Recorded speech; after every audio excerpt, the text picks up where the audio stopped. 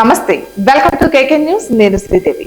TDP ఎమ్మెల్యేలపై ముఖ్యమంత్రి చంద్రబాబు ఆసక్తికర వ్యాఖ్యలు చేశారు. మళ్లీ అసెంబ్లీకి రావాలంటే మీరు మారాలి, పనితీరు మార్చుకోవాలి అంటూ సూచించారు.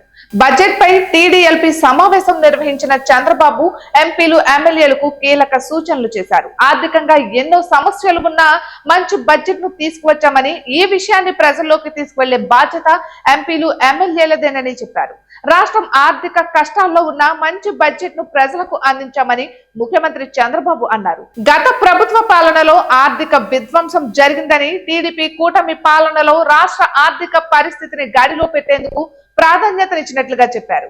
ఎన్నికల్లో ఇచ్చిన హామీల ప్రకారం ఈ ఏడాది నుంచి తల్లికి వందనం, అన్నదాత సుఖీభవ పథకాలను ప్రజలకు అందిస్తున్నట్లుగా ప్రకటించారు. ఇక అదే విధంగా మత్స్యకారుల వేట నిషేధ కాలంలో అందజేసే ఆర్థిక సాయాన్ని 10,000 నుంచి 20,000కు పెంచామన్నారు. బీసీలకు ప్రాధాన్యం ఇవ్వడంతో పాటు వారి రక్షణకు ప్రత్యేక చట్టం తీసుకువచ్చే ఆలోచన చేస్తున్నట్లు ముఖ్యమంత్రి చెప్పారు. ముఖ్యంగా బడ్జెట్ పై కొత్తగా వచ్చిన ఎమ్మెల్యేలు అవగాహన పెంచుకోవాలని చెప్పారు. వచ్చే నెలలో టికెట్ దక్కాలంటే ఎమ్మెల్యేల పనితీరులో మార్పు రావాలని చెప్పారు. మళ్లీ సభకు రావాలి అనే భావనతో ఎమ్మెల్యేల పనితీరు ఉండాలన్నారు.